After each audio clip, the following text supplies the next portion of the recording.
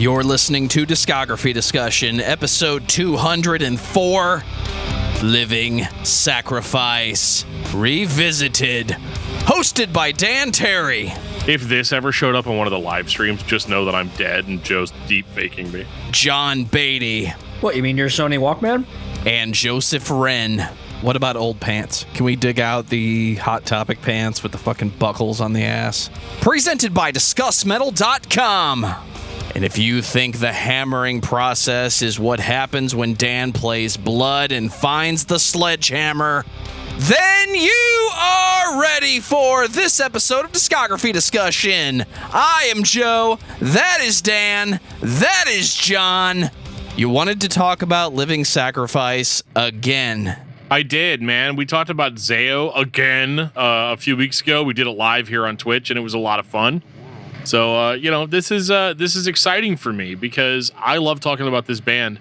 I think one of the most frustrating aspects of doing this show for me is whenever we listen to something that I genuinely love, like not just like something I'm checking out for the first time or something that was suggested for us to talk about. Not that I don't love those bands. I find a lot of really good bands in doing that. So, keep those suggestions coming. But for me, a band like Living Sacrifice or Zao or, Norma Jean or Really Dying, like bands like that, that I actually really enjoy listening to their music.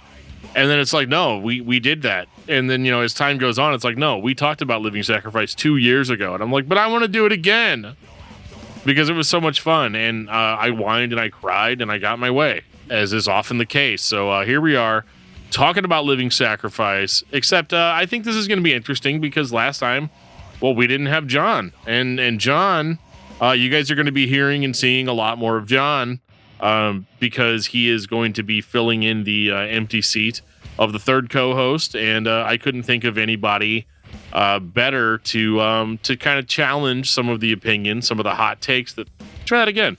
Some of the hot takes that happen from time to time on this show. Yeah, as you're going to be introduced on this episode and the one we're doing next, spoilers, and Joe will probably bleep it out so you don't know, but with Entombed, I'd never listened to these bands. And chances are, looking at the master list of what we're probably going to do most of this year, that's going to be the case. So you're either going to really enjoy my hot takes on bands I've never listened to and will be talking about for the first time, or you're going to grow to fucking hate me. And that's fine. I have broad shoulders, so grow to hate you. Yeah, I mean, whatever. I don't give a fuck. I mean, our love-hate relationship is my favorite part of our relationship. Yeah, I mean, you think you're always right, and you're not, and that's okay. Welcome to my world. Well, I also don't agree with you either. Buddy says the hottest of takes. Beatty's gonna be great. As he gave me a Corey Taylor mask, I love it. Am I the unsainted one? Here's the tortilla man. I don't need nothing. I guess let's get into Living Sacrifice. That's why everyone's here, right? That is why we're here. Yeah, we are here to talk about the one, the only, the often imitated, never replicated Living Sacrifice. Oh, they duplicate and replicate very well. I mean, they don't replicate. Actually, that's not true. They do replicate. There's like how many bands that are loosely related to Living Sacrifice in some way, shape, or form? Dude, I think that's the hardcore scene, metalcore scene as a whole from back then and then some. I mean, shit, even the 80s thrash scene kind of does that. We call that the 6 degrees of Rocky Gray. Oh, okay. Yeah, Rocky Gray's been in like all the bands. Evanescence, Project 86, Thy Pain, Soul Embraced, other bands that I don't remember the names of. Is that the official tab on the Wikipedia of him? Is just other bands? I should have done that, but I didn't think about it. Fair enough. I think it would be too big of a labor of somebody to make the Wikipedia page on Rocky Gray, as the guy is just in so many bands and is always doing something. He plays all the guitars, all the drums. He shows up on your favorite new album by an artist that crowdfunds and decides to put out a new album. Rocky Gray is basically the man when it comes to this scene. I just wish he wasn't so neutral and would just choose either black or white. It don't matter. Well, there's actually 14 shades of gray, right? Yes. Yeah. Yep. Okay. We've labeled all 14 of them. And 13 ways to bleed on stage. Mm-hmm. And the 12 Days of Christmas. Yeah, I'm running out. I mean, you got 11, Dan. That's your number now. I think there was a band called 11 Hours Down. I think there's that. 10 things I hate about you. And then there's 10 years. Yeah, 10 years. Yeah. What do we got for 9? Oh, I don't know. Well, before Dan allows this charade to go on, I'm going to take this time to say thank you to everyone for listening to the podcast. Thank you for listening and for subscribing. If you are not a subscriber, then you can find everything Discography Discussion at discussmetal.com. We are on Spotify, Apple and Google Podcasts, TuneIn Radio, Stitcher, iHeartRadio, twitch.tv/DiscussMetalDan for all your game streaming and live show recording needs. So if you have an Amazon Echo or a Google Home, you have no excuse. Ask it to play the latest episode of the Discography Discussion podcast, and it will. We're also on Facebook and on Twitter at Discuss Metal. Be sure to like, favorite, and subscribe. It really helps us out. It lets us know you're listening, and now Dan is going to tell us all about 5-star reviews. What else can I say about 5-star reviews that I haven't said before? I like reading them. They make me happy. 1-star reviews, they make me a little bit sad. So leave us whatever kind of review that matches up with whatever kind of mood you want me to be in. And we will accept that review, and we will read it on the show, unless you don't write anything. Got to write something, right? I mean, if you feel strongly enough to click on a certain number of stars, then there should be something backing up that feeling. So, let us know. How many stars would you like them to click on, Dan? Well, I mean, I would prefer them to click on 5 stars, but I can't control what people do, so it is what it is. But we seriously, though, we appreciate you guys. We appreciate you guys that share the episodes. We appreciate you guys that show up and watch us record the episodes live. Like, that's been incredible. That's been a lot of fun. And so, in the spirit of that, I just want to thank all of you from is it the top or the bottom of my heart? That's the good one. I think it's the bottom, and then the love just rises to the surface. No, there's only one place to go from there. This is an upside-down situation like Stranger Things, so technically it's going to be the dark inside of the heart that's going to be the most positive. That was the point of that show, right? How about all of my heart? All of my heart is what I want. Sorry. I like all of my heart. Yes, Cobra Kai is awesome. Dude, that new season. So, Dan, tell me about Living Sacrifice.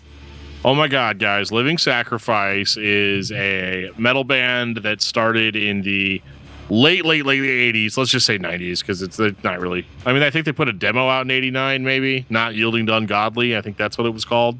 I know that's what it was called. I just said I think to make myself sound cooler. I'm a huge fan of this band. They've gone through so many different styles since they formed that it's really kind of hard to keep track. I mean, what do we call them? Do we call them a thrash band? Do we call them a death metal band? Do we call them a metalcore band? Do we call them a groove metal band? They've been all of those things. I would like to call them a thrash band just out of principle. Not surprised. Living Sacrifice being an interesting case in that they were a Christian metal band in the 90s, which is rough if you're a Christian metal band in the 90s playing extreme metal. It's not like it was in like 2005 where like you actually got on more shows if you were a Christian metal band.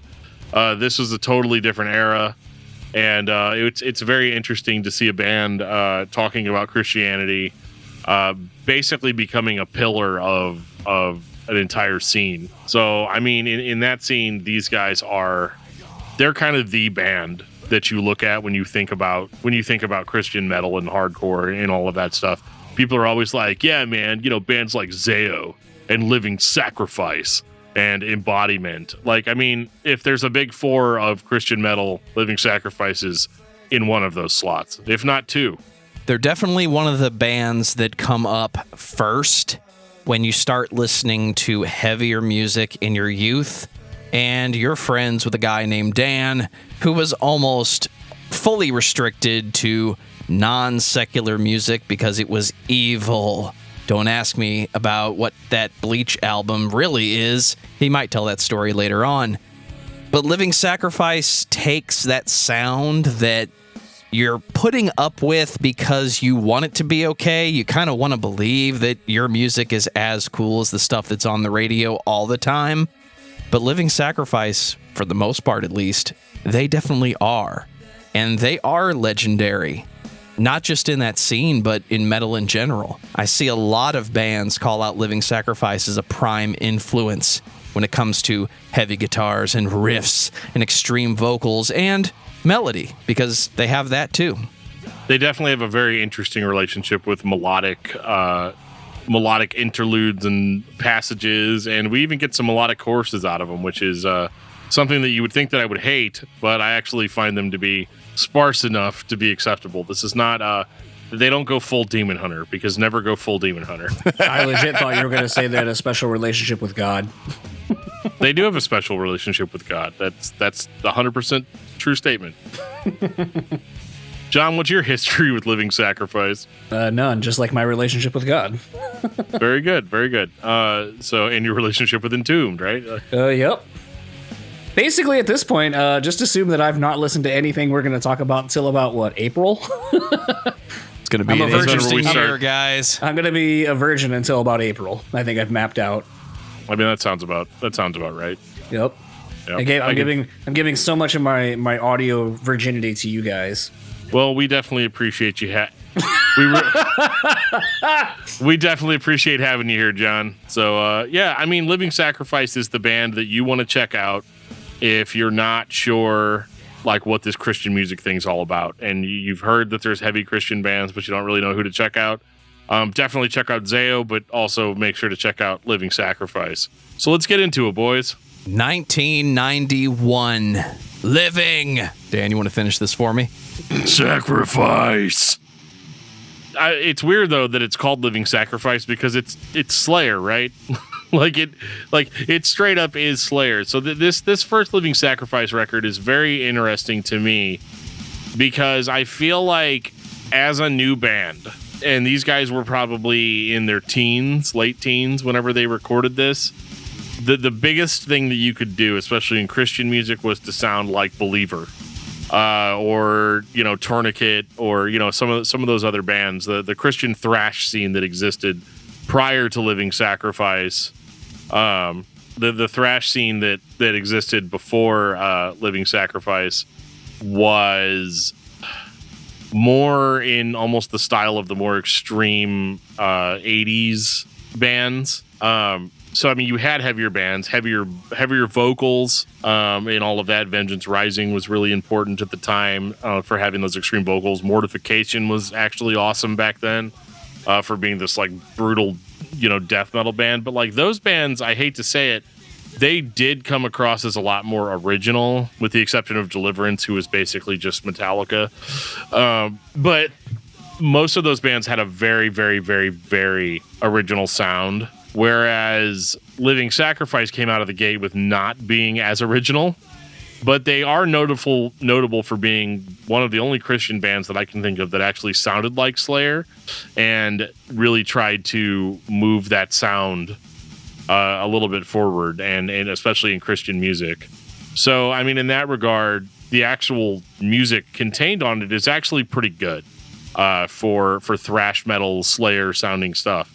Like, it's a clone. We've gotten that out of the way, but I think that the vocals are good for the time. I think that the lead guitar work is good for the time. I mean, this is fast-paced, breakneck speed stuff. We're not really in blast territory just yet, but we are going to get there eventually with the next record. Overall, though, the only complaint I really have about this record is that the solo work is it's a little bit Slayer. It's a little cat strangly, for lack of a better term. They hadn't really, I think, completely mastered the art of writing a good solo. Is a nice way to put it. I don't think that I don't think it's bad. It's better than I can play, but those are not the type of solos that I really enjoy hearing as a music listener. I like something that kind of grooves with the actual riffs. But that's also kind of a nitpick, considering the fact that most of these bands that were playing this Slayer style of thrash metal, I mean, that's what you played. You played Cat Strangler solos. You're literally following your influence. So to say that it's not good because it's not my preference is doing it a bit of a disservice. It definitely checks the box. And most likely this is just the band getting together for the first time and writing a record that was supposed to be as heavy and intense and as fast-paced as possible, So Slayer. Yeah. It's not what I'm expecting when I'm listening to Living Sacrifice. I think they very quickly will change their sound to what they are conventionally known for. But it's not a bad first album. If anything, it sounds thin. Sounds like if I had the cassette, I would really enjoy listening to this on my Walkman portable cassette player or my car, or in my case, from the passenger seat of Dan's car, because Dan always drives back in the day. Well, if you need a cassette tape, Joe, I have one. I've got several copies of the Living Sacrifice self-titled on cassette. So, yeah. Just bring that down next time, dude. Sounds good to me, man. Yeah, I think that this record is incredible for its significance in Christian thrash metal. I think that this obviously, like, you go to Cornerstone Festival, right? And it's a whole bunch of it's like this mix of like 80s hair bands and because Christian music historically at the time had been more or less a couple of years behind. So like what would have been cool in 98 really probably wasn't as cool typically wasn't as cool anymore. So like 89, 88, 89, but you could go to Cornerstone and see bands that would be playing what was popular a couple of years prior, I guess is what I'm trying to say. So to see a band at Cornerstone that was playing something this heavy and this extreme that sounded like Slayer, like aces across the board, especially in the U.S. Are we ready for non-existent? Oh, I knew we were going to have to talk about this record. You asked for it. Oh, boy. 1992. So yeah, this is a thing they did. The vocals on this album are not very good. Nothing on this record is good. Let's be real. Whatever, you just steamrolled past my thoughts on the last record, which is fine. All I had to say is really it just sounds like a thrash metal album of this era, but I don't know what the fuck happened to this record from a producing standpoint, but holy shit, is this bad. It's weird, though, because you sometimes get glimpses into what the songs could have been with better production and all of that. Like, Chemical Straitjacket, I think could have been a really great song. But unfortunately, the production on it and just how it was recorded is terrible. There's even that really solid part at the end of Void of Expression, and it's really fucking good. But the unfortunate thing is it's done no favors when that dog shit solo comes in, and you're just like, I had a guitar in my hand, and then someone's like, hey, we're punching you in for the solo, and you're like, wait, shit, and you just, whatever the fuck came out, and that was what ended up on the record. Like, someone surprised you, like, you had a guitar in your hand, they're like, hey, solo for whatever, you're like, solo? Oh, all right. What song was that? Doesn't matter, it's going in, you're fine. I know, obviously, everyone's going to say something about the vocals. Obviously, they're not great. But with this being the first time I've really listened to the band, it does kind of... I did kind of have to remind myself, a few times of this is the era of all those great Florida death metal bands and so forth. And, them maybe trying to want to incorporate what they're doing.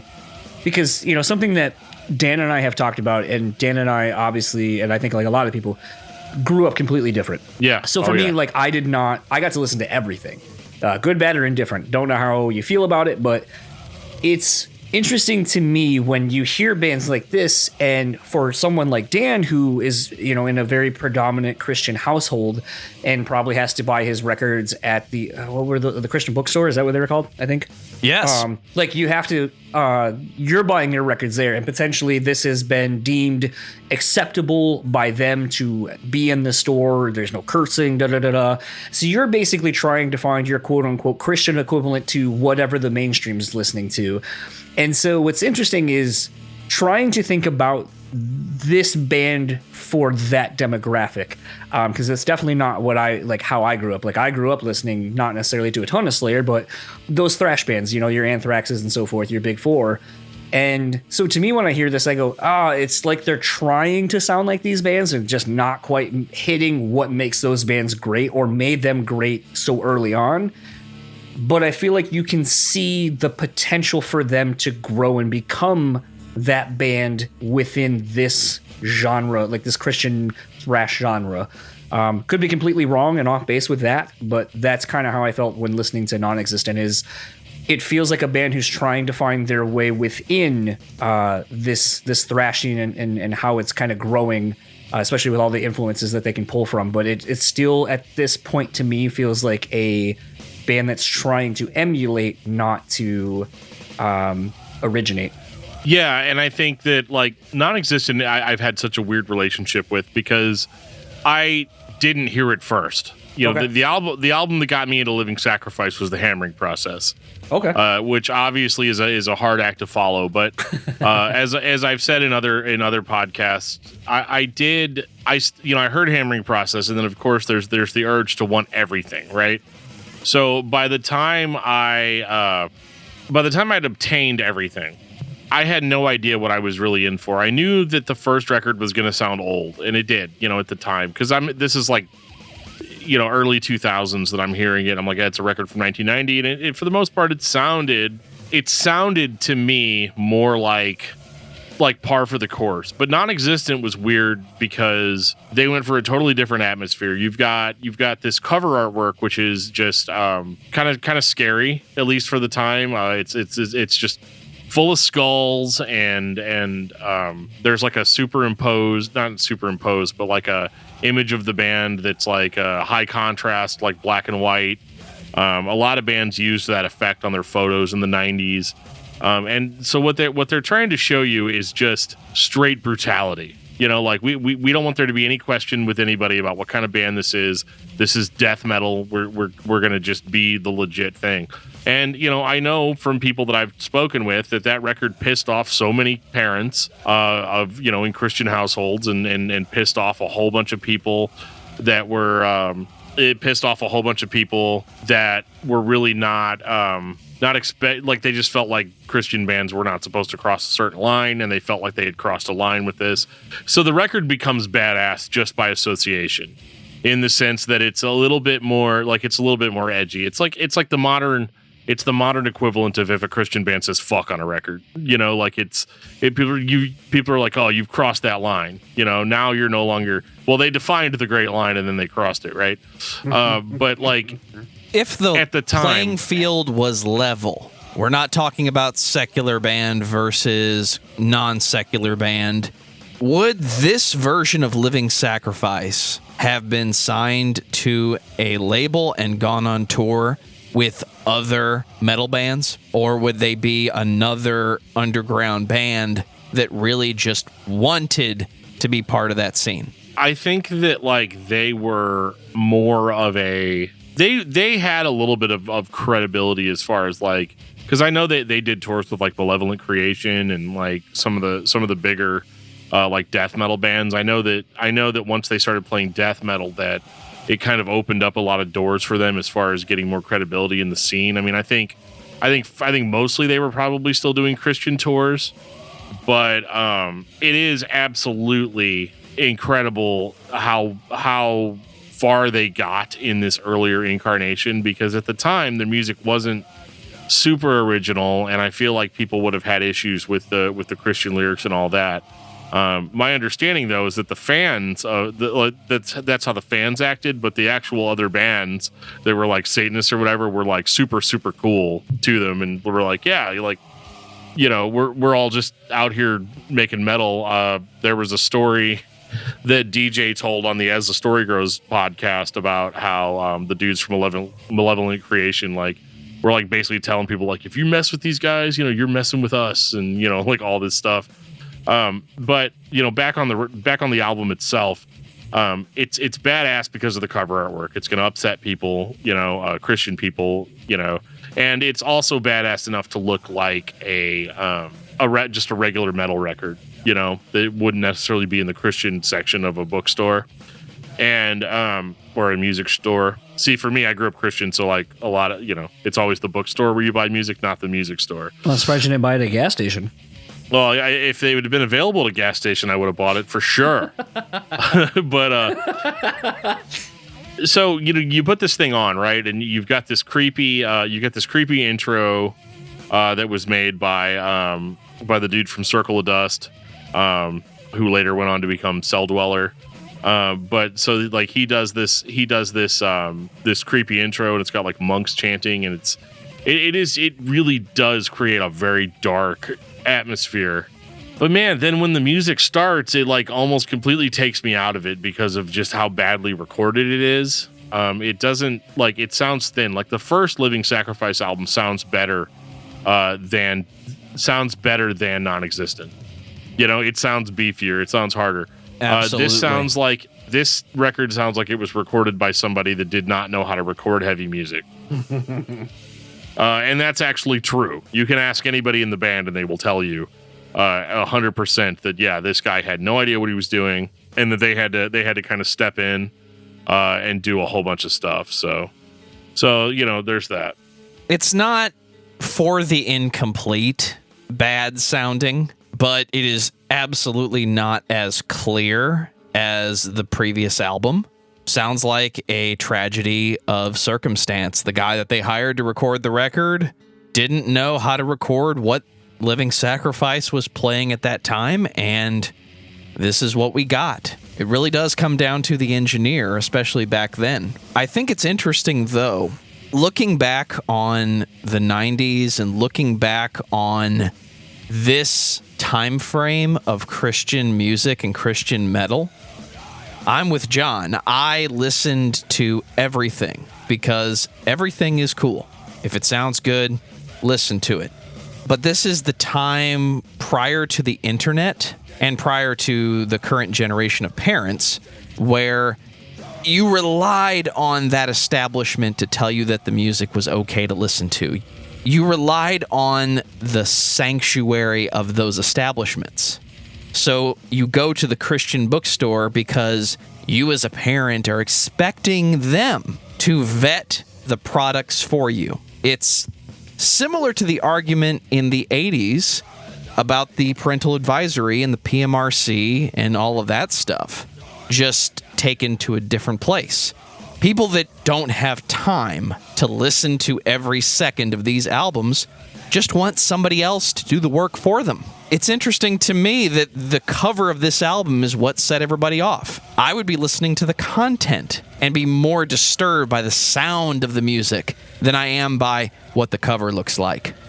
Honestly, you're right on, though. Like, that people relied on the establishment to do the, like, okay, if this is sold in this store and it's on this label, then it's okay for kids to listen to, you know? And that's really annoying. It's something we've talked about in a lot of interviews with Discuss Metal, you know, bands getting pigeonholed into a certain genre that maybe they didn't necessarily know they were being pigeonholed into. But I think Living Sacrifice, it was one of those things where it was always a safe bet with Living Sacrifice because these guys were Christians. They were in it. They were in it to be, you know, a Christian band that people respected and liked, but they also wanted to be very metal. They also wanted to have some level of legitimacy to their metal. But as I'm sorry I keep going off topic about the record because there's just so much about Non-Existent as to why people like it as much as they do. And I think what it really boils down to is that even though what's on the record is not really that great as far as the band goes, like, they're going to outdo this record immediately. You know, it's going to become Non-Existent. It's going to get shoved under a shelf whenever you start hearing some of their other records. Vocals are really not very good. I know DJ was trying to do a different thing. You know, obviously he couldn't do the same vocals that he did on the self-titled over this, like, death metal record. It had to be deep. It had to be, you know, and I always say that maybe he was just trying to do an Obituary thing, which in my opinion is a terrible place to start because the vocals of Obituary is terrible. But it is one of those, yeah, you can check out the Obituary episode if you want to hear more about that. But I do think that this band, it didn't really matter what the music sounded like on Non-Existent. I think that they had made a big enough impression on all of those people that they're like, yeah, check out this crazy death metal band. And I would imagine that a lot of Christians at the time probably hadn't heard death metal unless they were already in the know, you know? So, like, the average parent hears Non-Existent, they're like, oh God, what is this? This is, you know, whatever. And some Christians were hearing death metal for the first time from bands like Living Sacrifice and Mortification. So they didn't really have a whole lot to compare it to. So I think that's why a lot of the times people are like, oh no, the vocals on Non-Existent are sick, or the solos are sick. It's all, whatever. But I would say for me, the only enjoyment that I really get out of listening to Non-Existent is I do enjoy those melodic passages that are interspersed throughout the record. I think that adds a lot to the dark atmosphere. And sometimes they even sound a little bit hopeful. So, I mean, in that regard, it does give this like light in a dark place. And I think that was the goal. Like 100% was the goal. Are we ready for Inhabit? Yeah, let's go to Inhabit. I don't think anyone's ready for Inhabit. 1994, Inhabit. Who wants to go first? I'll go first. Eeny, meeny, miny, mo, I pick John. So, we can all agree that last record was just dog shit for so many reasons. I was a lot nicer on it than I was on the first Living Sacrifice episode. We really dug into it, but I have since we did that episode, I've spoken to DJ a number of times, and we kind of talked about some of that stuff, and so I have a lot more context than I did going in. Whereas originally it was just like, I don't know, like why would someone do this? This had to pass a panel of people that all gave it a thumbs up and said it was good in order for it to get released. I mean, sometimes with some of those stories, though, you have to wonder how much of it is accurate or how much of it has been changed by time and the reaction to quote unquote the music or whatever, and someone being like, well, actually, I really didn't like this when we were doing it, but the rest of the guys or the label or whatever, it's easier to kind of do that shit in hindsight. Who knows how someone actually felt in real time? I mean, Dan, you told me a story in Messenger when we were talking about this, because I was like, what the fuck happened? And you were like, oh, this, and this. And I was like, if it was more of like, oh, we just didn't want to like work with this dude, or we thought if we put out a shitty record that let us go back and do it again and put out a better one. And I was like, no, a label will never fucking do that. Like, I feel like a label will be like, oh, you're gonna do that and waste our fucking money? No, we're putting this out now, it looks bad on you. Like, don't ever try to fuck a label. I think we've all learned that through everything. That is how you get a yeehaw, giddy up Satan situation. Sure. But talking more specifically about Inhabit, this is more back to kind of the style of production that makes sense, I think, for this style of band. But we have a slightly more cleaned up attempt on the vocals than we did, obviously, the last one. For sure, yeah. Something that caught me off guard, and I just kind of had to be like, question marks, was that an explosion in the middle of the song before the first verse in the shadow? Yes, why? It was an explosion. They added a bunch of stuff like that. There's a lot of like sample enhancements that go on in Inhabit. I mean, I know that was big in the hardcore scene back then. Like, obviously, like, you look at 18 Visions with like the samples they fucking used, and every hardcore band back then. But like, it was just like someone almost got like, and this is a really nerdy reference, if anyone watched Friends with Ross with his fucking little keyboard thing and he's just playing all these like sound effects to make a quote unquote song, I was like, it's almost like that. Like, they got a patch of sound effects and someone was just like, and you're like, why? 'Cause that's why. So it's Joe with his soundboard. Sure. I think what's interesting is, as a whole, this record threw me a lot more curveballs from the production. That weird murder yell panned hard left on Not Beneath was kind of interesting. Yeah. The double time parts toward the end of Inhabit kind of made me go back and replay those parts because I thought they were really cool. There was just more on this record for me to kind of grab onto as a listener, as a fan of this style of music more, and from, like I said, a production. Because I think for me, something that constantly brings me back is a good songwriting, but also good production tricks, where like maybe there's something about a record where you listen to it and you focus on, maybe it's the lyrics or the vocals, and the second time you go through, it's, oh, I'm paying more attention to the music, and then they're doing different stuff from a production standpoint that kind of keeps bringing you back, where you're able to find new things.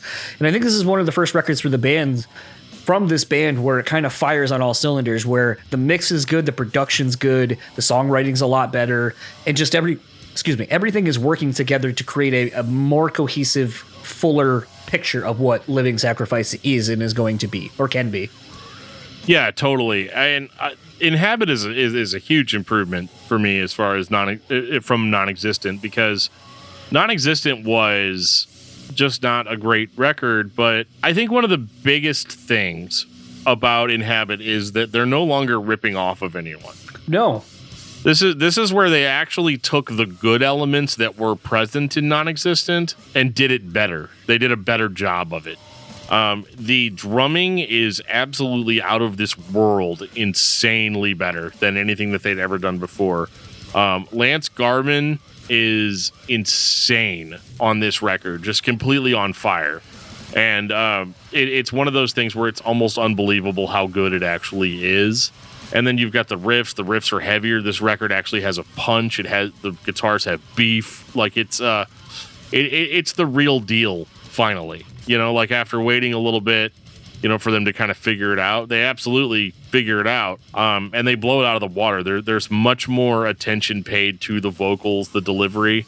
I have to admit, I do think that sometimes the vocals are a little too monotone on this record, but I'll take it over Non-Existent any day.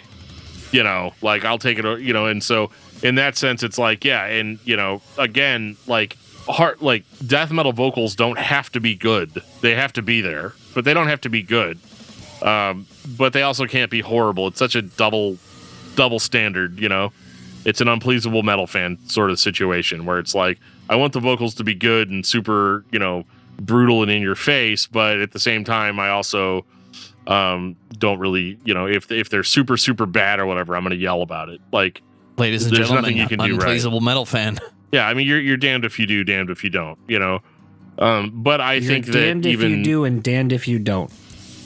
Even if you look at even if you look at DJ's delivery from the self-titled and Non-Existent and Inhabit, he's trying a lot harder to make some of this stuff make sense, and there is a lot of production. There's a lot of production help in all of that. There's definitely a little bit of an effect on his voice that enhances it quite a bit, and plus that part of Not Beneath that you were talking about, I love that. I love that they added that in there. Is it unnecessary? Absolutely, but they didn't have to make an album either. If we're gonna fall, if we're gonna fall into that logic, I think that it was totally cool, totally necessary, and enhances the song. That's one of my favorite Living Sacrifice songs ever. Is Not Beneath. I think that Inhabit is the pinnacle of this first iteration of Living Sacrifice. Where they figured it out. And it would have been interesting, honestly, to hear if they had stuck in this direction where they'd be at now. And my guess is that they would be like a technical death metal band, like a Cryptopsy or something along those lines. You don't think they'd be Non-Existent if they followed down this route? I don't think they'd be Non-Existent, no. Okay. I heard what you said. I just chose to not laugh. I got the cheap pop from Joe. There you go. Well, that's all that really matters then. Cheap pops for days. 1997, Reborn. Oh my God. No, really. Gentlemen, Living Sacrifice has arrived. This is the Living Sacrifice that most people will say is the album that got them into Living Sacrifice. There's no denying the influence that Reborn has and continues to still have. I mean, much like the Zao reissues that happened, Living Sacrifice, they had a limited reissue of Reborn on vinyl. That thing sold out like it was made out of hotcakes. It just disappeared. Like, you just can't get one. Don't try to get one. You can't get one. You can get one, but you have to pay a lot of money for it.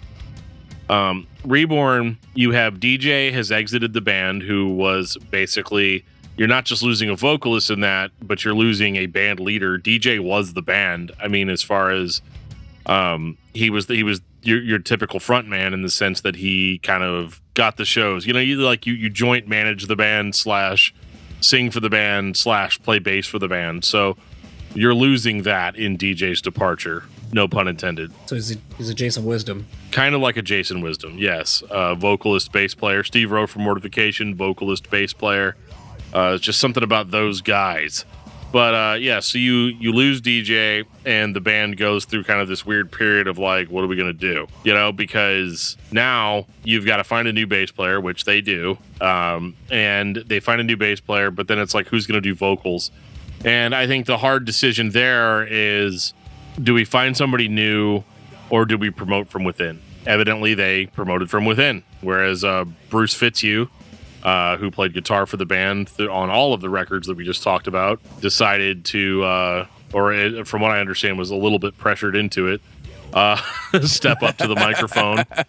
And, you know, I think it would have been really easy to try to just do what DJ did to keep some consistency. But what they did, what you gained with Bruce was a hardcore scream, a hardcore influence that was desperately needed for a band in 1997. He made the band sound infinitely more modern than they would have sounded necessarily on a band like, or on a record like Inhabit. I mean, it's not that Inhabit sounds dated, but it was kind of the older style of metal, the pre-metalcore, you know. And in 1997, it's not like metalcore was really an established genre. You had a few bands doing it, like Converge, you know. But for the most part, metalcore, especially in Christian music, pretty much unheard of. Even at this time, Zao was still playing kind of what they called like the spirit-filled hardcore. There was kind of a proto-metalcore sort of sound. They were playing metal riffs, but they had a guy screaming over it. So Living Sacrifice was like, okay, well, we're going to continue being the metal band that we are, and we're gonna throw some of this more hardcore stuff into it. So what you get is a band that is kind of more or less returned to their thrash roots, but the word roots is very important because there's a huge Sepultura influence that comes in on Reborn. It definitely has a different vibe. It definitely sets the standard for what I'm expecting when I listen to Living Sacrifice. And I hear pieces of what you're going to hear a lot more of when the name Rocky Gray is introduced, not just into this band, but into this scene. So whatever the chemistry is that makes this album sound like this, it's a sound that is going to continue onward into the next century and in some ways is definitely still here. You mentioned all the bands that cite Living Sacrifice as an influence. This is the album they talk about. If it's not this, it's the Hammering Process, which we're going to get into shortly. Yeah, I think for me, this is one where just straight out the gate, it's obvious this is a much better record. I think they obviously, from the sounds of what Dan was saying, maybe he was pressured into it, but this is one where they found a vocalist who, maybe unbeknownst to them, just fit what they were doing musically a lot better. I don't think I can understate how this album is just leaps and bounds better than anything they put out thus far.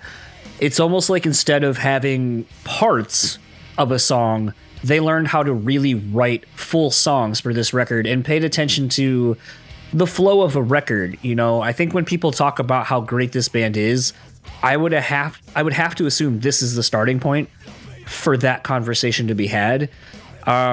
I think some other things that I noticed about this record for me were that this is also one of the first albums where those weird stuttery off-time rhythms that they were doing actually were locked in from a production standpoint and just didn't sound disjointed. It's something, you know, we kind of joked about this a little bit ago.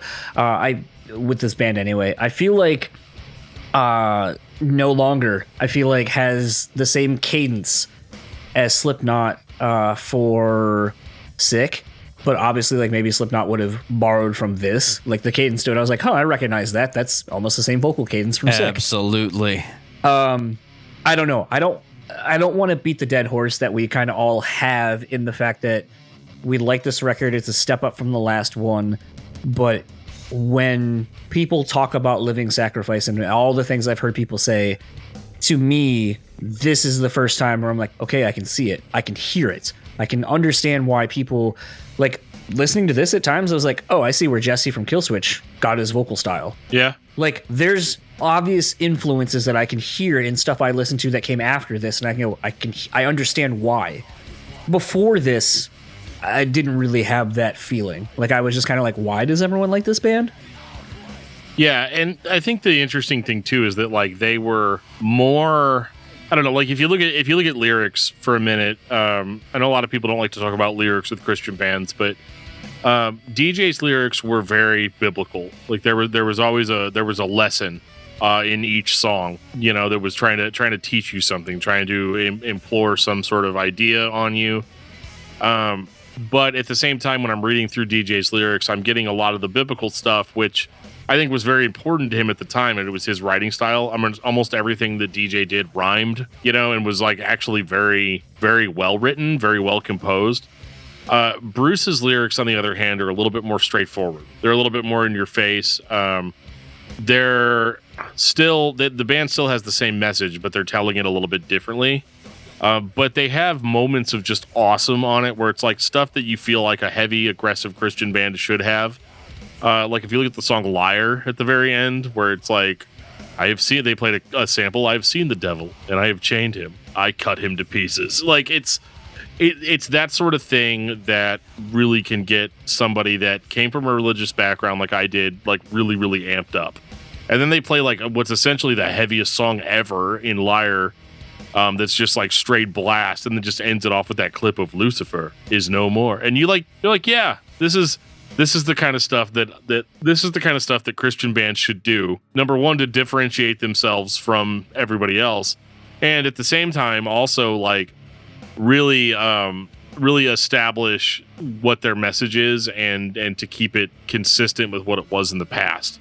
They did all of that very, very masterfully on Reborn, because this absolutely could have been an opportunity for them to be like, you know what, we're gonna ease back on the religious elements and themes or whatever, but they decided to die on that hill. They were just like, yeah, we're gonna stick with this. This is what we're all about. And and it's important that they did this on this record, because this is what made them such a pillar in the Christian heavy music scene. This is the band that bands aspired to be after Reborn. This record, and then you add this record coming out, and then you've got Zayo's Blood and Fire comes out right afterwards. And now it's not such a big mystery as to why every band that you heard in 2004 that was metalcore was a Christian band. All of that can be traced back to these two records. 2000, The Hammering Process. How do you follow up Reborn? You release The Hammering Process. I mean, The Hammering Process is... You know how I said that Reborn had a very big Sepultura influence? It's right out on display on The Hammering Process, to the point where the band hired a separate percussionist in order to add even more to the kind of more tribal style drumming that was going on in Reborn. Now you've got that. The band actually slows down on The Hammering Process, which some people seem to have had some issue with in the past, but those people are idiots. The pace of The Hammering Process is much slower. The riffs are heavier. The production is just astronomically better than anything that they've done before. And at this point, these guys are standing toe-to-toe with a lot of the bands that were popular in 2000, like your Slipknots and Mudvaynes. But the difference is that they were not really nu metal. There's a little bit in there. There's a little bit in there, which I think really just comes from the sound of metal that year. Everybody was still trying to sound or capture what Sepultura did on Roots. And I think that they really lean into that hard. Bruce's vocal delivery is much stronger. And this is the first record where the band actually starts incorporating way more melody into the actual songs. And I'm not talking about what they did in the past, where it's like, okay, this is the heavy part, now we stop, and we're going to play this melodic thing, and then we're going to go back to heavy again. This is actually like integrating melody into the actual songwriting, and first appearance of any sort of like actually sung vocals on a Living Sacrifice record. I've written a lot of notes about this record. I feel like the thing that's been impressive about this band is their ability to change within the current metal landscape, even at times being ahead of it. This is clearly a step into that nu metal realm, as Dan was talking about, with songs like Flatline, but they put a solo in it, and at the time that wasn't being done. And that's interesting when you're kind of seeing them following the current landscape, but still being true to themselves and doing things that weren't being done. Like at this point, solos weren't a thing, especially in nu metal. They needed to be. Right.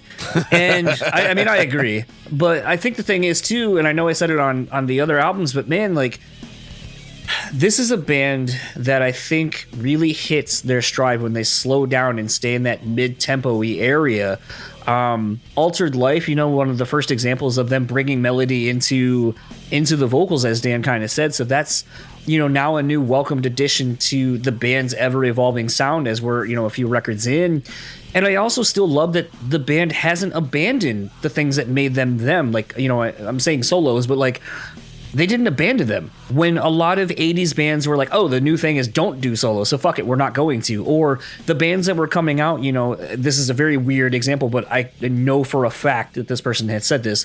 But Dan Donegan from Disturbed was like, I was a shredder dude, like growing up. When playing guitar, I always was into those people. But that wasn't what was cool in style. So I just hid that part of my playing.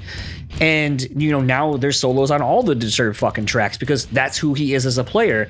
And I think that's something that's really interesting about this band is they are able to progress who they are, still stay current with current bands, but they're able to still keep what made them them. And that's just such an interesting thing that I feel like a lot of bands of their era and of their caliber necessarily, they dumbed everything down just to be more mainstream. As Dan kind of touched on, the tinges of Latin percussions on songs like Flatline and Hand of the Dead, kind of usher in a different vibe. Altered Life also being another one where we get more melodic vocals. So we're just kind of seeing this band 9 years in and 4 albums in, still able to be relevant, if not innovators, where a lot of their contemporaries of, we'll just say 80s thrash, didn't fucking do that. And I think that should be A, commended, and B, I think really adds to why they were able to stay relevant for as up until this point and beyond, because they were willing to see that what they were doing might be dated, but they figured out a way to bring it into current times and not make it feel dated. I really don't know when the commercial side of metal made the decision that solos were a bad thing. Generally, it began around nu metal, but people that knew how to play solos were still present. My favorite example is Kirk Hammett's comments on the Some Kind of Monster documentary. If you take the solos out, it dates it to this period. There was no reason why you should stop playing a solo as long as it fits with the song, but that was a decision that a lot of people made. It makes sense to me why Korn doesn't have a fucking shred solo. It also makes sense to me that many people were tired of the 80s style, we have to have a guitar solo after the second verse and shortly after the first bridge. It also makes sense that Living Sacrifice, who are innovators in this genre, who are present with other bands that would go on to define the genre to many people. By the way, Dan, 2003, Dan called, he said, listen to Zao. You're following the influences into that Sepultura sound that everybody knows and loves with Roots, because it was all about bringing the heavy, not necessarily tuning it down and making it discordant. It was still groovy. It was about the rhythm more than the song itself. So everybody cites Living Sacrifice for their influence, and they still have the fucking balls to put a solo on an album in 2000. I mean, all over that album, and I think that I think it's interesting how much better their songwriting actually has become over the years. I mean, Reborn was rock solid. Hammering Process, it's a whole new level. Not referencing Pantera, just by the way. But it's totally better. Like it's the sequencing on Hammering Process and the overall musicianship, the restraint that is actually shown on certain songs. Because I know these guys could just like shred our heads off in a moment's notice. But they don't do that as much. They do stick to a little bit more of a mainstream songwriting kind of perspective. Like you look at the song Altered Life. It's very Living Sacrifice, but it is very verse, chorus, verse. And a lot of the times that's where I put on my critical hat and I go, oh, come on now, guys. Let's not resort to that. But I think in this case, it helps them. This is the most listenable Living Sacrifice album if you were a new listener, because all the tracks flow. The album has a whole lot more dynamics. I love Reborn, but Reborn is it's not super dynamic. Not like this. And so in looking at the Hammering Process as a record, it is actually one of the few records that I will throw out there and say is a perfect record, because every song on it is enjoyable. There's no stinkers, there's no skips, and they deliver everything that they promised on the first track on every track. 2002, Conceived in Fire. Conceived in Fire is one of my favorite Living Sacrifice albums. They very much continue on in the same vein that they did in the Hammering Process. There's nothing too weird, but you do start seeing them pulling some of their older influences out. There's a little bit more death metal on this record, a little bit more thrash, a little bit more, even a little bit of like black metal stuff with some of the vocals is thrown in there. They want to be remembered as this metal band. And so they always want to kind of stick to that aesthetic. And I think this record is probably the least amount of change between two records, because you released a Hammering Process. So now you have to continually deliver something that is up to that level. And I do think that Conceived in Fire, it succeeds in that. I think that it is not quite as good as the Hammering Process, but that's just because they couldn't use Hammering Process songs on Conceived in Fire, right? So you had to write a new album. But this, they actually double down on some of the catchiness of some of the vocal lines. They actually back up a little bit on some of the melodic singing. There's like one melodic vocal, and it's just a line. It's not a repeated chorus or anything, and that's just it. To quote Joe, it's the next album by Living Sacrifice. But one thing that I think is very notable about Conceived in Fire, Bruce's vocals are so much more intense than they've ever been. To me, this is the peak of his vocal ability. Absolutely. He's deeper. He has a lot more variation. Like, you go back and listen to Reborn, he just screams. Like, that's it. It's just one monotone scream throughout the entire record. And I love it. I think it sounds great. Hammering Process, he gets a little bit more diverse, brings in, some of the other guys in the band kind of step up to the mic and do, kind of their more clean vocals. But Conceived in Fire is a Bruce record. It is Bruce from beginning to end. And he's deeper. He just sounds like a beast, man. He's like super deep, sounds insanely pissed off.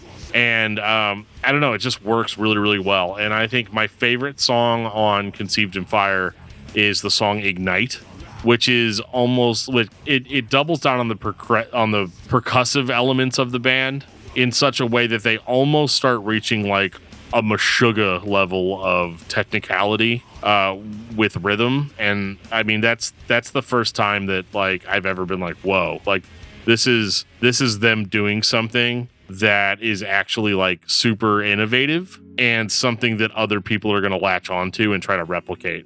I mean, they definitely did that in Reborn. Like, I don't want to take away from what Reborn did, but this was the first time where I felt like the band was like moving forward. They weren't just sitting there being okay with the success of Reborn and the Hammering Process.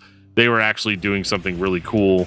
And just that whole song is just incredible, right down to the piercing solo that comes in like at the end of it. Like, because like Meshuggah wasn't like, you wouldn't hear a solo like that on a Meshuggah song. So it comes across sounding like Meshuggah, but also like very Living Sacrifice.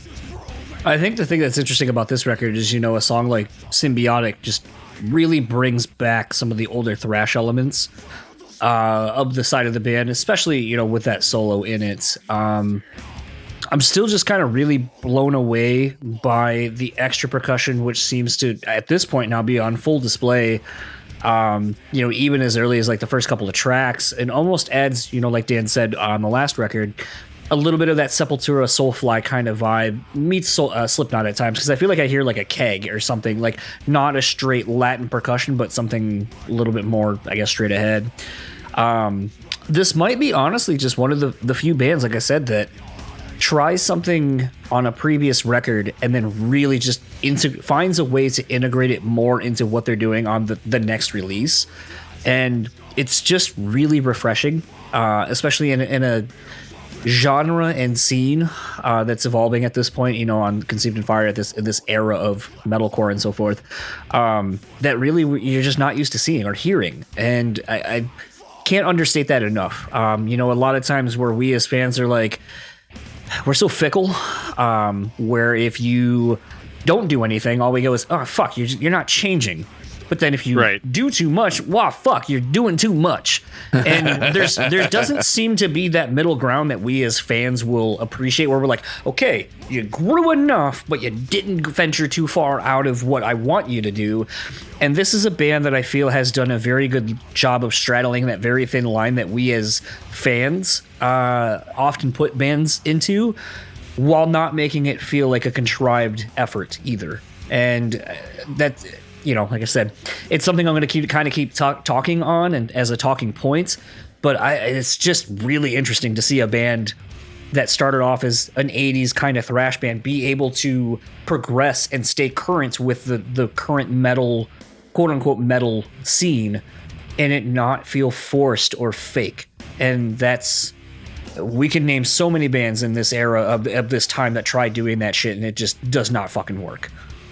And what they do on this record is that Sepultura-influenced sound taken where it needed to go logically next. You're still rhythmic. You're still pushing the boundaries when it comes to independent metal bands who are Christian in nature. This could easily be one of the heaviest records for anyone in 2002, but not everybody was listening to it. That's unfortunate, because now everyone does listen to it, because we've passed that point, at least most people have, where I can't listen to that if it's a Christian band, or I won't listen to it if it's not a Christian band. I think 2020, we can just listen to the record for what it is. The only thing that would make this sound different if this band were mainstream in 2002, it would have had a different sound of producer's polish on it. It sounds to me like what every independent metal record sounded like in 2002, and that was far above and beyond what other records sounded like at that time. So I had no idea that Andy Sneap actually produced this record. I found that out like literally the other day when I was ripping the CD. Surprise! And I was just kind of looking in the liner notes. That was a huge surprise. But and this is a really interesting part of Living Sacrifice's history, in that they were one of the biggest Christian metalcore bands to exist in 2002. They were like the go-to band, except for like Zao, but like Zao was having problems at that time, and so like there wasn't the unified scene that there is now. And so I think what's fascinating about this era is that they still can't quite get popular to make it. They're going to shows, and these kids are walking up to them and they're like, dude, your new record stands toe to toe with like Soulfly and Slipknot and like all these bands. Like, you guys are every bit as good as those bands. And so I don't understand why you're not on bigger tours or whatever. It's like, well, they're on Solid State and they're still playing Christian shows, and they're still, because that's the scene that's there to support them. But like, how many churchgoers are really going to go see a metal show that's that brutal? It's such a fine line to walk, and it's such a shame too, because they actually did end up breaking up during this period, and they were just gone for a number of years because 2002 it just wasn't quite enough. But the heartbreaking thing is that like, if they had just held on a little bit longer, that scene literally, like, Living Sacrifice breaks up, and then As I Lay Dying puts out a record called Frail Words Collapse, and suddenly Christian metalcore is like mainstream, at least in the vein of like heavier music. If they had held on long enough, I remember reading social media posts from As I Lay Dying. They were super stoked to play their new Frail Words Collapse songs in front of Living Sacrifice fans. Like, that's literally what they said. Like, we can't wait for the Living Sacrifice fans to hear what we've got going on over here. And that's just completely mind-blowing for me, that if they had just held on long enough, they might have been remembered like an As I Lay Dying. Because that's the dream. Even if your scene isn't the mainstream, if you hold on just long enough, eventually everyone's going to catch on and everyone's going to get it. But they'd had enough, man. They'd been in the game since 1990. They've been doing this thing that they're doing since 1990. So when you put out this many great records in a row and you're still not really getting the recognition, and I don't think it was like about the recognition for the band or the money, but like, if you're putting this much time and effort in it and doing it at this professional of a level, but you're still self-funding a lot of that, I don't blame them at all. It's just that now I've got the hindsight to be like, oh man, if you guys could have grinded it out until like 2003, 2004, you guys probably would have gotten on a bigger label. You probably would have gotten, a lot more press, and it would have been awesome for you.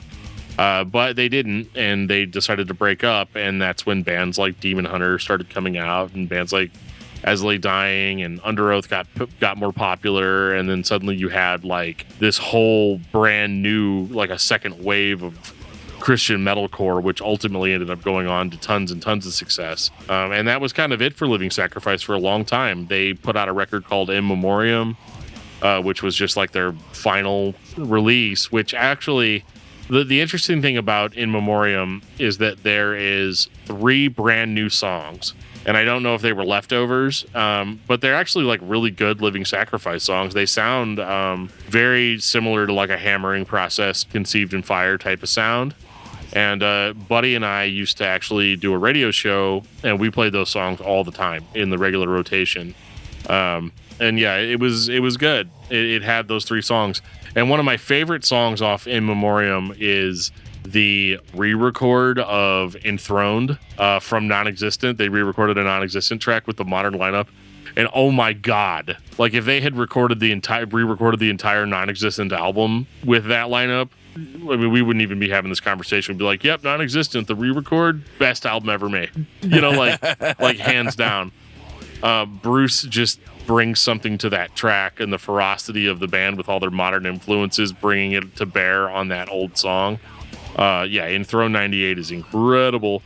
And that song actually, I think, was on a Solid State compilation several years before, so they threw it in as kind of an extra. But I mean, and that was pretty much it. That was crickets, just straight crickets. 2010, The Infinite Order. So the Bros and Demon Hunter had spent many, many years trying to essentially fill that void. Like, there were bands that came out in the Christian scene in those in-between years that kind of were, I mean, and maybe this is just imagined as a fan, but it almost seemed like they were trying to fill that void that Living Sacrifice left, because Christian metal was always missing that legit metal band that had legit metal influences, from the secular scene, that would play solos in the 2010s or, play solos in 2005, 2006, and people got burned out eventually on the As Lay Dying, Gothenburg, death metal type sound. So everybody wanted that like American metal band, Christian. Everybody wanted Living Sacrifice, is what they wanted. So you got bands that kind of tried to fill that void. You had Demon Hunter, but Demon Hunter just leaned so heavily into the mainstream rock and new metal territory that people that were big fans of Living Sacrifice's heavier stuff were like, nah, that's not really for me. And then you had bands like The Showdown, which, definitely sounded different from Living Sacrifice, but had kind of that same vibe, And then you had Becoming the Archetype, was probably the closest you could get. But eventually, I think that enough people convinced the guys in Living Sacrifice that, like, if you guys came back now, like, you would do better. You would do better. And, you don't have to come back full time. We live in a world now where you guys don't have to tour full time. I mean, Demon Hunter still doesn't tour full time. They literally are a band that works their jobs, and they'll do like a tour in the summer, and that's it. And so eventually Living Sacrifice, they reignited the fire, and they released a 2-song like EP called Death Machine, which had 2 songs, Death Machine and The Battle.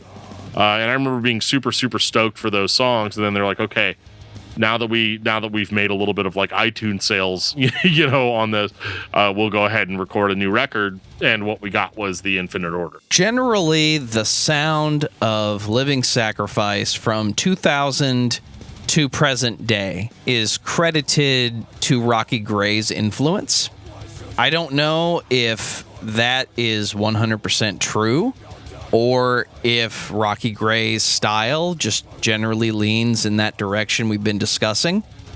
But a lot of what you hear on these newer records, The Infinite Order and going back to Conceived in Fire, you've heard similar sounding riffs in Soul Embraced for years. Oh, yeah. I don't care whose fault it is, but I remember how much hype there was in 2010 when this album was about to come out. All I heard was, you remember when Living Sacrifice broke up a few years ago? Well, they're coming back, and everyone was excited. Everybody was talking about the band again. They were one of the bands that influenced everybody, and they left just too early. So imagine how excited we were to hear that Living Sacrifice is coming back, and they have new music, and they're a band again. 2010 was a great year.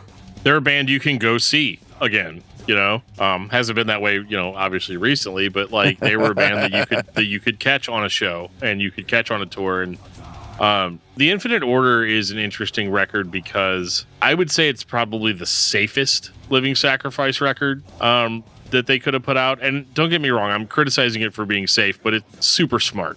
Super smart to you know, oh, hey guys, we're back. You remember those records you loved, Hammering Process and Conceived in Fire? This record's kind of like those, except not so much on the additional percussion. We don't really have that going on in the sound anymore. This record, while still capitalizing on the metalcore sort of sound that they had established on the last two records, they kind of take that and they put it into a format where they're playing songs that you would expect Living Sacrifice to play. I mean, I don't know. This is a hard one for me because as much as I like the record, I think it's a really great standalone record to listen to. If you listen to it and you like Living Sacrifice, you're not going to have a bad time. But I do think that The Infinite Order doesn't necessarily have as compelling of material on it as we'd had on the previous two records. And that's so hard because it's so many years later. And obviously they just kind of had to get the chops going again. I mean, that's just my opinion. I think the record sounds good. I think Bruce sounds good.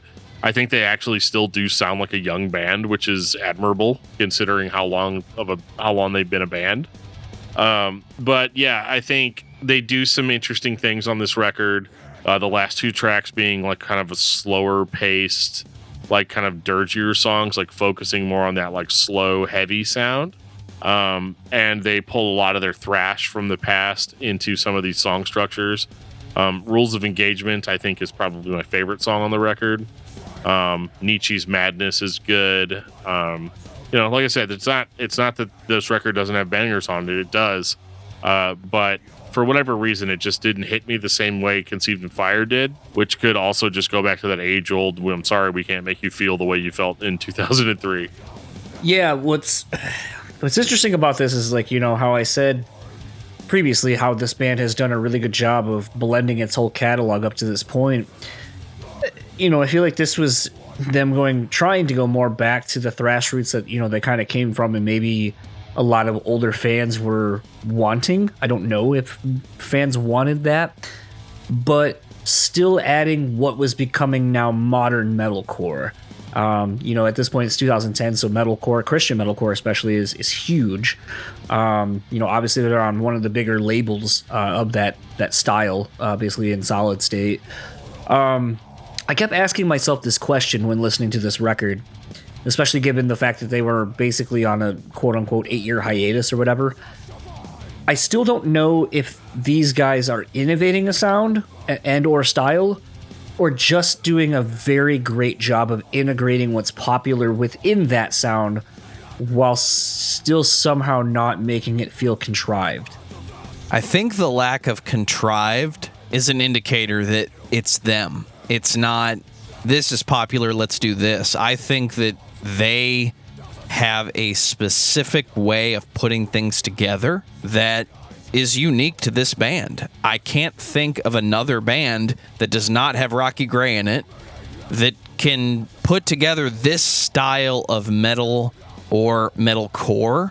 Everybody else was trying to throw in extra guitars and 3 different parts and have more orchestrations than the band is physically capable of pulling off live. Living Sacrifice is just, we're heavy. And melodic, though. I mean, Infinite Order has some of the most melodic material they've ever put out. But like John said, it's not done in a contrived way. At no point during Infinite Order does it everything fade out and you just hear a hey! Like it just doesn't do that. And even whenever they did do that on the hammering process, it still wasn't that. Like it, for whatever reason, it still blended in such a way that it was okay. Like it just brush over you. If you're not into clean vocals, it's fine because they're not shoving them down your throat. And so metal fans are going to be totally fine with that. I do think that the Infinite Order could benefit from being a little bit more fast-paced, a little bit more immediate than it is. But, I mean, the second half of the record really kind of slows down. The top half is much more engaging, no pun intended. But, yeah, Infinite Order, it was a fine release for Living Sacrifice. I'd rather have it than not have it, I guess, if that's the way you want to look at it. But, yeah, it was a very safe record for them. It was good. It got them kind of back in the good graces, I guess, of the Christian music scene. But then, again, they weren't really doing it full time, so it was a little while before we got another record. 2013, Ghost Thief. I'm gonna go ahead and just say probably the unpopular opinion on this. This just to me sounds like a rather straightforward, I'll say it, uninspired, especially given, the Infinite Order and Conceived in Fire. This just to me feels like a very safe kind of paint by numbers Living Sacrifice record. It's not great. It's not terrible. It just kind of is. And given what we got on the Infinite Order, I feel like it was a pretty big letdown for me. Yeah, I mean, that is how I initially did feel about it. And I felt that way actually up until this week whenever we went back and listened to everything. Again, I found a lot more about Ghost Thief, but I can't argue with that it is kind of paint by numbers. And for whatever reason, it actually sounds a lot thinner. Like the sound doesn't sound as full on Ghost Thief as it did even on the Infinite Order, and definitely not like the same level as Hammering Process or Conceived in Fire. I think the songs are still good, but it's almost like somebody just came to a band meeting and was like, well, we've got 10 songs or we've got 12 songs or whatever, so let's go ahead and do the thing that we do and we'll record them and put them out. I don't think Ghost Thief is bad by any stretch of the imagination. I think they are beyond at this point putting out a bad record. They don't have they're never going to put out like another something like Non-Existent or, something that you're just it's going to be so far from what you're expecting. But I also think that is safe and that, if this is providing any sort of supplemental income for the band, it is good to put out a record that the fans are going to like. And there are some good songs on Ghost Thief. It's just that like this could also be the result of me just getting older. And when I listen to Living Sacrifice, there's specific songs that I want to hear. And an album of new material may not necessarily ever be able to quench that. Like I want to believe that like they could put out something, it could be mind blowing and I would immediately love it. But I don't know if I would, So if Ghost Thief is more expertly composed than anything else that they've ever done, my nostalgia for the band and their classic records, would still make me be like, oh yeah, I mean, it's all right. I don't know. This could be a me thing. I've been trying to figure out for years why I don't like Ghost Thief as much as I feel like I should. And I think it just boils down to the fact that like it's just not, like John said, it's not necessarily as inspired. It's just kind of like, yeah, we have these songs. We hope you guys like them. And maybe it doesn't actually need to be more than that. Maybe it's just totally fine. But, I'm still going to buy whatever the next Living Sacrifice release is, I'm still going to go see the band anytime I'm able to go see them. So, I mean, in that regard, I think they've succeeded overall as a band, even if you put a record out that I'm not super stoked on. You didn't put a bad record out that pissed me off, so, I mean, they're this many years in now, almost 30 years, more than 30 years, and they're still doing pretty well, which is more than I can say for a lot of bands their age. John's got something brewing in his head. No, I mean, the thing that's interesting, just as a whole, like I said, you guys are kind of challenging me with some of the bands that we're going to be talking about this year. You know, I actually was pulling up the master list just to kind of take a look at how many bands I don't fucking know, and I've never really, outside of maybe a song or two, have ever listened to. And it's one of those things where, you know, when I realized I had 2 weeks, really only for me about a week, because I went to Vegas for about 5 days for my anniversary. So I basically crammed this discography, as well as what we're talking about next week, into about a week. And it was really interesting to just see the parallels between the two, even though they couldn't have been a more stark contrast as far as two different bands going.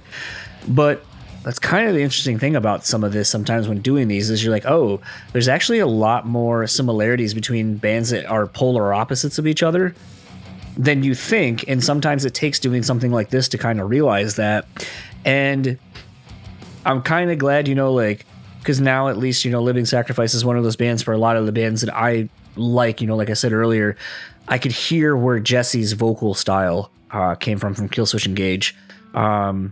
You know, in the band we're talking about next week, I can hear the influences that they've had on hardcore bands that I listen to, and even some punk bands and so forth. So it's just kind of interesting to go back and knowing that I've never listened to these things, but I'm able to listen to it with the 2020 years basically, and knowing the bands and people that have cited these people as influences for a very long time, and finally hearing those influences shining through.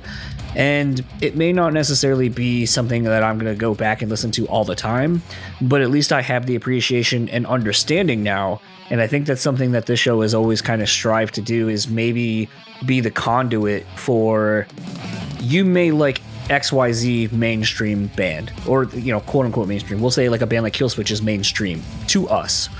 But you wouldn't maybe have them without a Living Sacrifice. You wouldn't have them without, you know, a Shadows Fall, without Aftershock, without, you know, a lot of these bands that sometimes Dan and Joe and Jeff and whomever else before have talked about. So I'm interested and excited to kind of be a part of this and kind of learn more a little bit about some of my history with some of these bands, and how they've influenced bands that I really enjoy, while also maybe being the voice for the fans that listen to this show and go, I've never listened to this band, but now I'm intrigued. And I hope that's what people get out of it. For sure. I don't think Living Sacrifice in 2013 needs to write the next big metalcore record. I think Ghost Thief is another album of songs. They've already written your favorite album, and they're going to play the songs live. Is this a letdown? I don't think so. I think it's just the band having gone away, having done enough, at least in their eyes, that they're just doing what they want. And at the end of the day, you can still go see the band play the songs from the hammering process live. So, yeah, it's a little par for the course, but it's not the worst album I've heard, and it's definitely not the worst album in their discography. No. Oh, there's one that stands out to me. Holy shit, yeah. And I wish it was non-existent. Oh, no. Final thoughts on Living Sacrifice. Dan. I mean, what else is there to say? Living Sacrifice is a classic band that you should be listening to. If the Christian thing bothers you, I'm sorry. But, I mean, that just is what the band is. And they are one of the best metal bands that you're going to hear that has had this long of a career that you've not heard of, probably. But if you have and you're in the know, then there's nothing I'm going to say that's going to be able to add to what your appreciation is for this band. They mean a lot to me. I still listen to them very regularly. And if you haven't checked out Living Sacrifice, I mean, seriously, like, they're the band that they're the band that you've never heard that is going to make you appreciate innovation that you didn't even know was there. It's like what John says, like, a lot of your favorite bands that you listen to have probably been influenced by Living Sacrifice to some degree. John, what about you? I mean, I think I kind of indirectly already said it before we were officially doing the final thoughts, so I feel like anything else I would say or add on to what Dan just said would kind of be beating the dead horse, so I'm just going to leave it at that. I think Living Sacrifice is one of the most influential bands in the metalcore scene. Whether or not your band started as a Christian band, is still a Christian band, or decided that they were going to no longer be a Christian band because You ran out of ways to say the same thing and write new riffs with it. Living Sacrifice is still the band that got you where you are today. They put it all together, they gave you the formula, and the formula really is just Sepultura. And isn't that already the new metal formula? So how did we go from that to metalcore? It's interesting. I like listening to the band. I like listening to the early albums because they remind me that the members of this band are not only influenced by that solid metalcore sound, but there was a time where all they wanted to do was just be Slayer. Yeah, we've all been there. How you're not listening to Living Sacrifice in 2021, I don't know, but you have definitely heard Living Sacrifice in your favorite band, so you need to be listening to Living Sacrifice. John, what's your album of the week? It's going to be Golden Age or Grotesque by Marilyn and Manson. Good call. Dan, what about you? Well, I just got this record recently, local pickup by The Burial. It's called Lights and Perfections, and I've really been digging it. Facedown Records band that I probably should have been paying more attention to, but just didn't up until now. So, yeah, I'm all about The Burial this week. What about After It? No, we did that already. Oh. For me, it's March or Die by Motorhead. R.I.P. See you in the future, Lemmy. One of these days we'll do a Motorhead episode. I might have to Maybe. override the schedule and just put it on there myself. Oh, no, nobody overrides the schedule. Take us out, DFT. If you've ever been listening to our podcast and you would like to recommend us a band to talk about on the show, we are very open to that. You can send us messages or get a hold of us in any way that you see fit. But here's a couple of ways to get you started. You can send us an email at danandjoeshow@gmail.com. You can follow us on Twitter at discussmetal. You can follow us on Facebook at facebook.com/discography discussion. You can follow us on Instagram at discussmetal. You can go to our sweet Teespring store that has all kinds of Discography Discussion merch on it. There'll be a link in our show notes that'll take you right there. Also in our show notes will be a link to our Discord server, which is a live chat service where you can hang out with us, talk to some other listeners of the show, and just enjoy yourself. There's an awesome pool. You should check out the pool. If you like watching the episodes live or you just like to hear my voice while I play some video games, you can find us on our Twitch channel, twitch.tv/discussmetaldan or twitch.discussmetal.com for all of your live streaming needs. We also do Brutally Speaking over there, John and I. So definitely check that out. And guys, this has been a great fun live stream. I love being able to let people in on how we don't take ourselves nearly as seriously as maybe we seem like we do on the edited shows. And on that note, this has been episode 204 of Discography Discussion. Thank you for listening. You can like us on Facebook and follow us on Twitter at Discuss Metal. Subscribe to our podcast everywhere you listen to podcasts, including Google Play, Apple Podcasts, and Stitcher. Visit discussmetal.com for all things discography discussion. And please send questions and comments to danandjoeshow@gmail.com. If you are not a patron, you can become one at patreon.com/discussmetal. We have some sweet perks. Give me your whiskey. I've got these 50 cents here. Can we use them for anything? You can put it toward my whiskey fund. Let's do it. How much for that whiskey? $1 a month gets you into that exclusive album review feed. Yeah, all these guys showing off their whiskeys. No, you guys Gotta love it. have seen that SNL Drinky Crow skit, right? I don't think I have, actually. How much for that whiskey? That whiskey there? That's $1.